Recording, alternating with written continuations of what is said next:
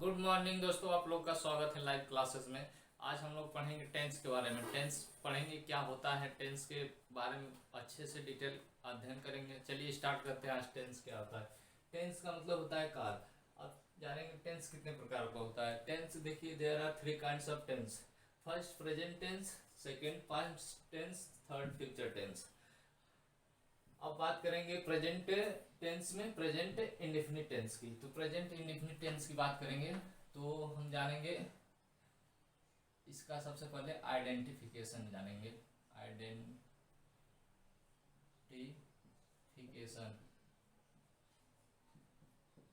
Identification के बारे में जानेंगे। आइडेंटिफिकेशन का मतलब क्या होता है? पहचान। आइडेंटिफिकेशन का मतलब क्या होता है? पहचान। देखिए, हर टेंस की एक पहचान होती है। जैसे कोई बालक है तो उसको आप कैसे बुलाते हैं? मतलब जब तक आपको उसका नाम नहीं पता होगा, उसकी पहचान नहीं पता होगी, तो आप उसे बुला नहीं सकते हैं। उसी प्रकार हर टेंस की एक पहचान होती है। तो जानेंगे पहचान क्या है इसकी। इस टेंस के वाक्यों के अंत में के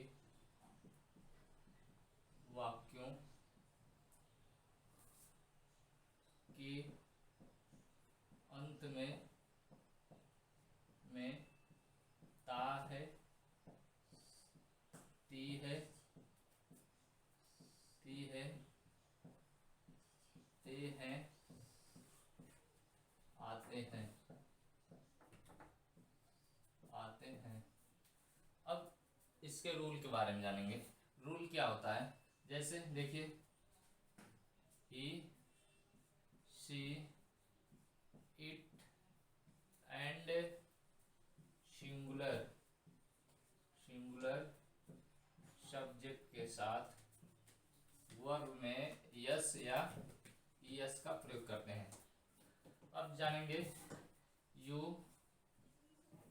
we, they and I and plural subject के साथ वर्ब का फर्स्ट फॉर्म का प्रयोग करते हैं। अब देखिए इसका रूल क्या है। सबसे पहले कैसे इसको बनाएंगे? सबसे पहले हम क्या लिखेंगे? सब्जेक्ट लिखेंगे, फिर वर्ब में यस या ईएस लिखेंगे, फिर ऑब्जेक्ट लिखेंगे।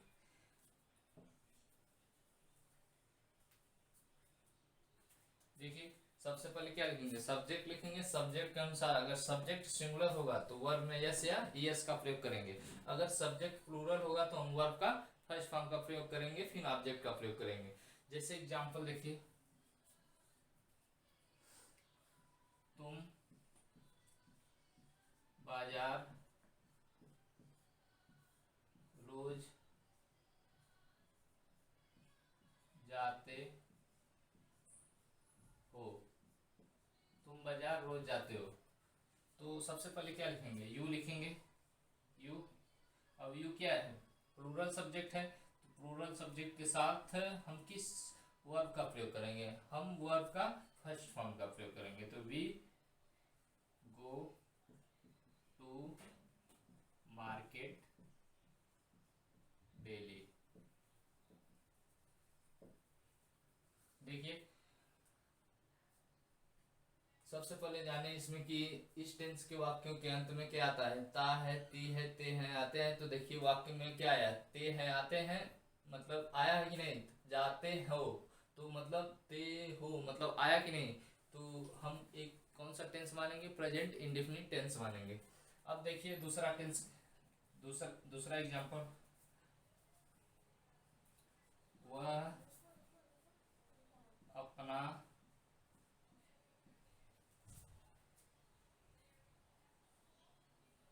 खाना पका रही है।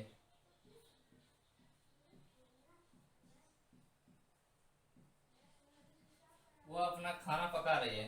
तो सबसे पहले क्या लिखेंगे?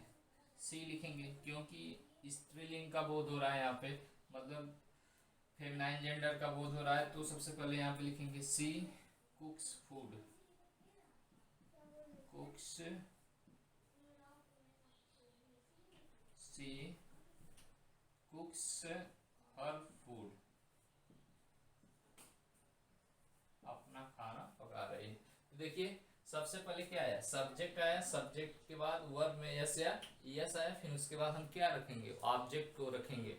अब देखिए अगला एग्जांपल,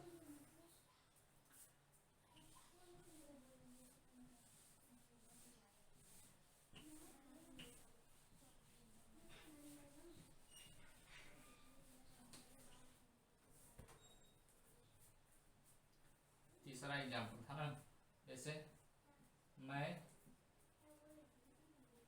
विद्यालय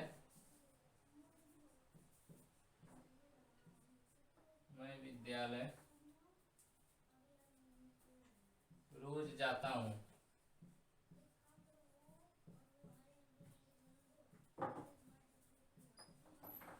मैं विद्यालय रोज जाता हूँ, तो सबसे पहले लिखेंगे I go to school daily,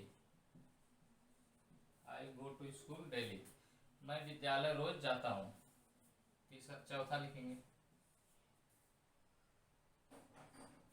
तुम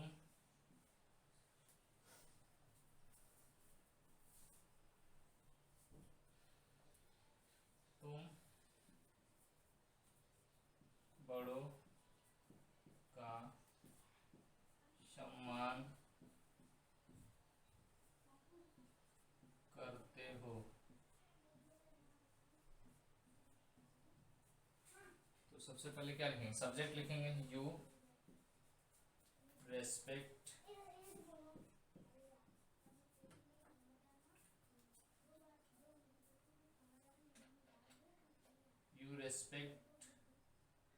एल्डर्स, तुम बड़ों का सम्मान करते हो। देखिए सबसे पहले क्या आया, सबसे पहले आया कि सब्जेक्ट आएगा, फिर वर्ब में यस या यस, सब्जेक्ट के अनुसार वर्ब में यस या यस लगाएंगे, फिर ऑब्जेक्ट का प्रयोग लगाएंगे। अब बात आती है कि कब हम सब्जेक्ट में यस लगाएंगे, कब ईएस लगाएंगे, तो अब इसके बारे में हम लोग आगे पढ़ेंगे। अब देखिए प्रेजेंट इंडेफिनिट में हमने बताया कि वर्ब में जब सब्जेक्ट सिंगुलर होगा तो वर्ब में यस या यस लगाएंगे। अब बात आती है कब यस लगाएंगे, कब ईएस लगाएंगे। तो देखिए नियम क्या था, प्रेजेंट नियम सबसे पहले सब्जेक्ट आएगा, सबसे पहले क्या आएगा, सब्जेक्ट आएगा, फिर वर्ब में यस या ईएस आएगा, फिर ऑब्जेक्ट आएगा।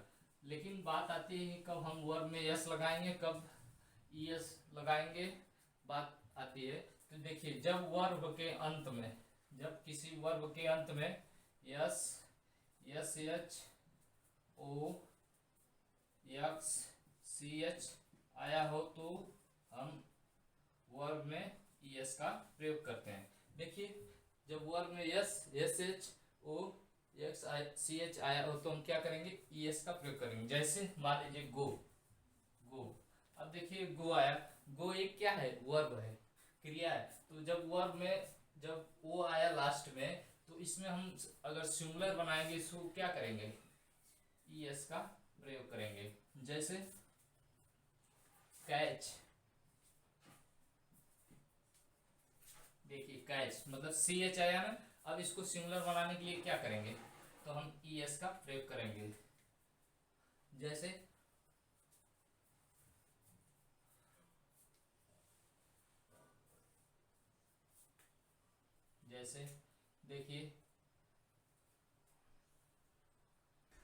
देखिए जब S C H S H O X आया तो हम क्या लगाएंगे, ईएस का प्रयोग करेंगे। जैसे गो लास्ट में वो आया तो ईएस का प्रयोग करेंगे, कैच सी एच आया तो हम ईएस का प्रयोग करेंगे। इसी प्रकार अगर कोई भी वर्ब आए जिसमें S S H O X C H आया हो तो हम किसका प्रयोग करेंगे, ईएस का प्रयोग करेंगे। और शेष के साथ हम क्या करेंगे, वर्ब में फर्स्ट फॉर्म का प्रयोग करेंगे, वर्ब में यस का प्रयोग करेंगे, सॉरी वर्ब में यस का प्रयोग करेंगे। जब वर्ब में S S H O X C H आया हो तो हम क्या करेंगे, यस का प्रयोग करेंगे, और शेष वर्ब के साथ हम यस का प्रयोग करेंगे। जैसे देखिए यहाँ पे एक नोट लिख लीजिए, नोट वर्ब का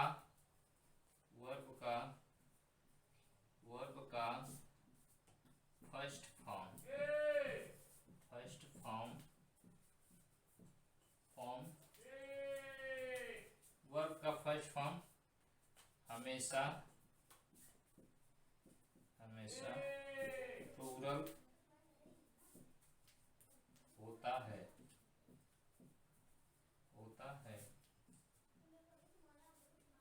वर्ब का फर्स्ट फॉर्म हमेशा क्या होता है, प्लूरल होता है। देखिए वर्ब का फर्स्ट फॉर्म क्या होता है, हमेशा प्लूरल होता है। जैसे अब हम वर्ब में यस या ईएस लगाकर हम उसे क्या करते हैं, सिंगुलर बनाते हैं। वैसे तो वह हमेशा वर्ब का फर्स्ट फॉर्म प्लूरल होता है, लेकिन जब नाउन क्या होता है, नाउन हमेशा सिंगुलर होता है। अब उसमें हम यस या ईएस लगाकर प्लूरल बनाते हैं। वर्ब में नाउन का उल्टा होता है और नाउन में वर्ब का उल्टा होता है। तो देखिए जब वर्ब में S S H O X C H आया तो हम ई एस का प्रयोग करेंगे और सेस के साथ हम यस का प्रयोग करेंगे। अब आगे देखते हैं, एक नोट लिखिए।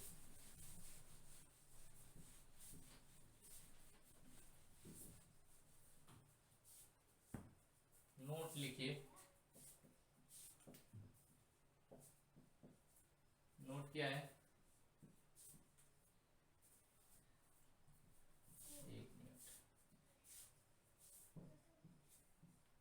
प्रेजेंट इंडेफिनिट टेंस में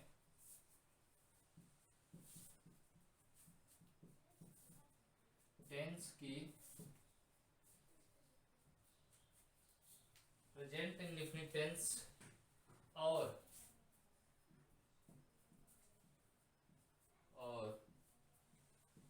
पास्ट इंडेफिनिट टेंस के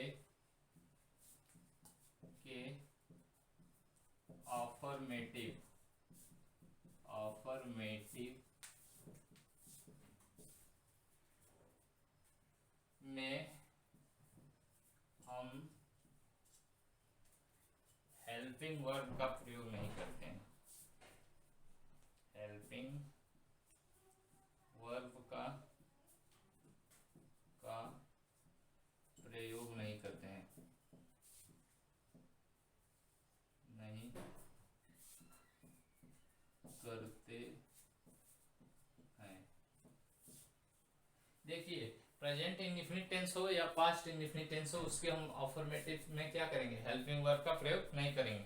जैसे एक एग्जांपल के थ्रू आप समझ लीजिए इसको।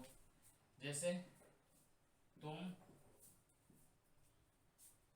किताब पढ़ते हो,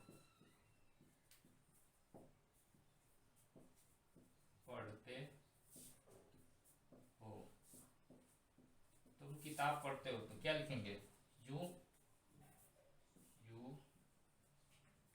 रीड बुक। अब देखिए इसमें कहीं हेल्पिंग वर्ब का प्रयोग हुआ है, ये प्रेजेंट इंडेफिनिट का क्या है, अफर्मेटिव है, तो इसमें हेल्पिंग वर्ब का प्रयोग हम नहीं करते हैं। अब हम बात करेंगे, अफर्मेटिव तो हमारा कंप्लीट हुआ, अब हम बात करेंगे निगेटिव सेंटेंस की। अब हम बात करेंगे निगेटिव सेंटेंस की। इसमें निगेटिव सेंटेंस में क्या जानेंगे, देखिए negative sentence negative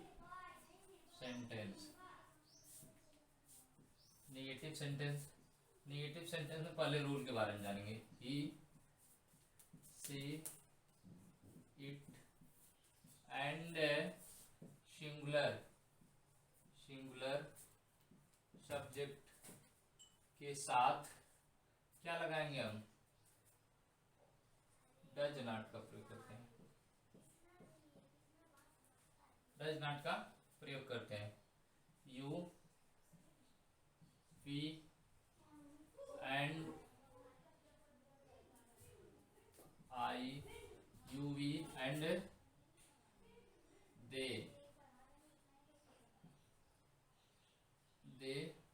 and plural subject के साथ हम क्या करेंगे, डू नॉट का प्रयोग करेंगे। अब जानेंगे इसका रूल क्या है। सबसे पहले क्या लिखेंगे, सब्जेक्ट लिखेंगे, फिर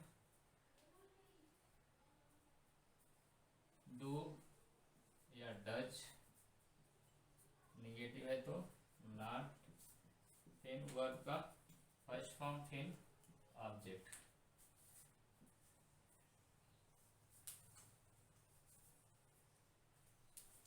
देखिए नेगेटिव सेंटेंस में क्या करेंगे, he she it and singular subject के साथ हम क्या लगाएंगे, डज नॉट का प्रयोग करेंगे। आई यू वी एंड दे तथा प्लूरल सब्जेक्ट के साथ डू नॉट का प्रयोग करते हैं। अब सबसे पहले क्या लिखेंगे, सब्जेक्ट लिखेंगे, फिर डू या डज लिखेंगे, फिर नेगेटिव होगा तो नॉट लिखेंगे, फिर वर्ब का फर्स्ट फॉर्म लिखेंगे, फिर ऑब्जेक्ट लिखेंगे। जैसे एग्जांपल देख लीजिए,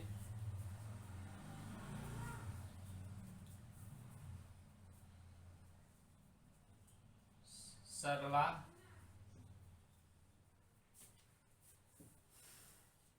अपना काम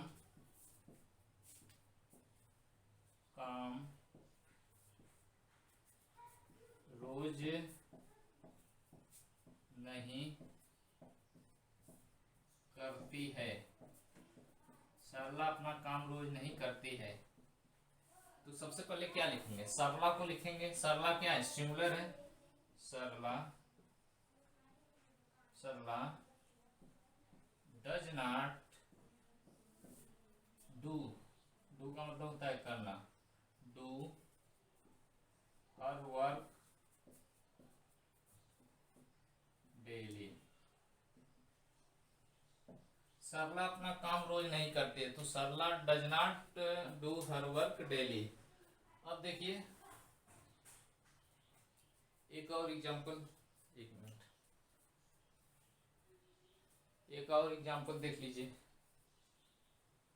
दूसरा एग्जांपल यहाँ पे दिखा दे रहे हैं आप लोग को। तुम मधुर,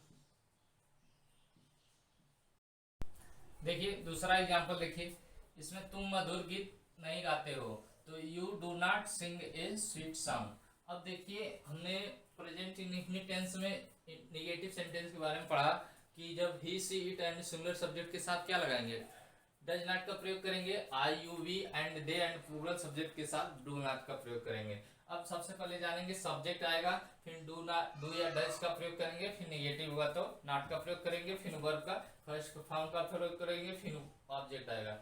जैसे एग्जांपल देखिए, सरला अपना काम रोज नहीं करती है, तो Sarla does not do her work daily. तो सबसे पहले क्या आया, सब्जेक्ट के अनुसार सरला आया, फिर डू या डज का प्रयोग किया गया, फिर वर्ब का फर्स्ट फॉर्म, फिर ऑब्जेक्ट का प्रयोग किया गया। जैसे तुम मधुर गीत नहीं गाते हो, तो सबसे पहले क्या आया, सब्जेक्ट आया, फिर उसके बाद डू या डज का प्रयोग किया गया, फिर नेगेटिव है तो नॉट का प्रयोग किया गया, फिर सिंग आया, इसके बाद ए स्वीट सॉन्ग का प्रयोग किया गया। तो आज हमने नेगेटिव सेंटेंस के बारे में जाना कि नेगेटिव सेंटेंस का वाक्य कैसे बनता है, और हमने अफर्मेटिव का भी नियम जाना और नेगेटिव का भी नियम जाना। अब हम अगले दिन इंट्रोगेटिव के नियम के बारे में पढ़ेंगे। तब तक के लिए आज क्लास को ड्रॉप करते हैं। जय हिंद, जय भारत।